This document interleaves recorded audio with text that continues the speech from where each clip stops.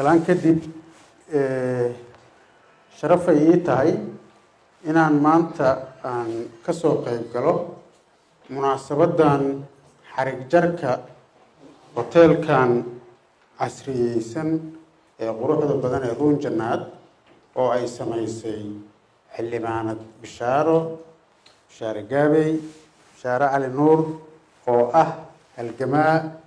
weyn oo lafdhabar u ah ganacsiga reer Koonfur Galbeed iyo hormuudna u ah dhismaha dowladnimada iyo wadaniyadda iyo daljacaylka hormuud u ah sharaf ay tahay runtii waana wax lagu faano inaan maanta isugu nimaano xafladan quruxda badan iyo hoteelkan quruxda badan oo laga fuliyay magaalada Baydhabo oo ah caasimadda ku meel gaarka ee Koonfur Galbeed xaqiiqatan ganacsiga iyo isdhexgalka bulshada iyo maalgashiga waa horumar wuxuuna ka bilowdaa markii dawlad u diyaarsan inay soo dhaweyso ganacsatada reer Koonfur Galbeed iyo maalgashadayaasha hantida Ilaahay uu siiyay oo deegaankooda maalgashanayo markii la helo dawlad u diyaarsan oo ku dhiirigelinayso oo soo dhaweynayso oo ka ilaalinayso wax allaaliyo wixii daruufo ay dhibsanayaan si ay ganacsigooda iyo horumarkooda u ballaariyaan markii la helo iyo mashaariicdan oo kale iyo maalgashigan oo kale uu fulaa marka waxa Ilaahay mahadiisa ah dawladda Koonfur Galbeed inay u diyaarsan tahay diyaarna ay u tahay inay soo dhaweyso ganacsatada reer Koonfur Galbeed inay dalkooda maalgashtaan dadkoodana maalgashtaan ayna abuuraan shaqo abuur annagana aan gacan weyn ku siino oo dhinac kasta taabanayso oo ah in aan u fududeyno wixii tasiilaad dawli ah aan u fududeyno aan ka ilaalino hoos u dhaca dhaqaalaha ku imaanayo iyo wax allaaliyo wixii keeni karo dhumin dhaqaale ama khasaare keeni karo aan ka kabno dhinac kasta annagoo ka ilaalinayno marka waxaan soo dhaweynaynaa oon mar walbaba garab taaganahay ganacsatada iyo maalgashadayaasha reer Koonfur Galbeed inay dalkooda iyo dadkooda iyo deegaankooda ay maalgashtaan ayaga oo la shaqeynayo dawladooda kuna garab taagan dawladnimada iyo amniga intaba waxyaalaha maalgashiga uu muhiimka u yahay waxaa ka mid ah oo ganacsatada laga rabo naftirkooda inay qayb ka noqdaan amniga deegaanadaas hadduusan amni jirin maalgashina ma jiraayo ganacsina ma jiraayo horumarna ma jiraayo marka waxaa muhiim ah in ganacsatada ay ka shaqeeyaan sidii uu amni ay ku maalgashtaan dalkooda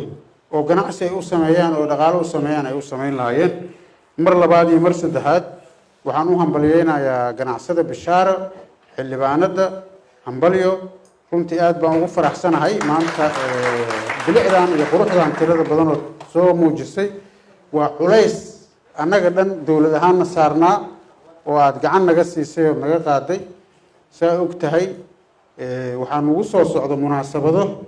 tiro badan annagana sharaf ay noo tahay adigana business ay ku tahay faa'iido munaasabadahaas oo dhan iyo marti sharaftaas imaanayso yaa mas'uuliyad ay qayb ka tahay inay helaan service fiican inay helaan meel fiican oo degaan inay helaan meel qurux badan la yiraaho waxaan ka degnay Koonfur Galbeed meel fiican service fiican adeeg fiican hotel fiican jiif fiican cunno fiican soo dhaweyn fiican intaas bay la helo annagana sharaf ay noo tahay adigana business ay ku tahay saa la socoto waxaa nagu soo food leh guddigii hal u helidda doorashooyinka iyo technical teamkii loogu digay Baydhabo inay ku shiraan barito meesha ugu horeysay degayaan ay noqon doontaa waxaa imaan doona shirar kale waxaa imaan doono doorashadii oo ay inta ay tahay meesha ugu tirada badan ee xildhibaanada Soomaaliya lagu soo dooranayo marka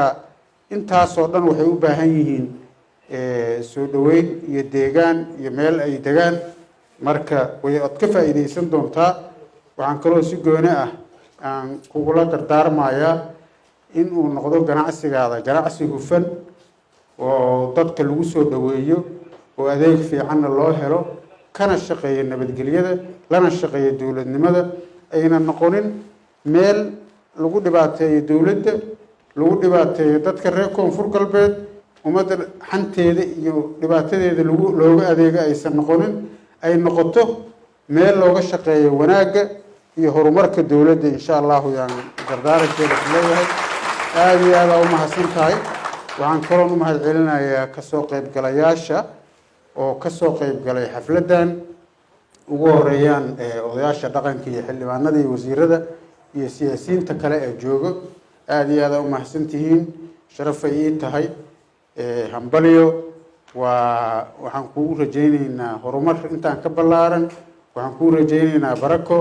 xoolaha iyo businesskaba allah kuu barakeeyo. asalaamu calaykum waraxmatullaahi wabarakaatu.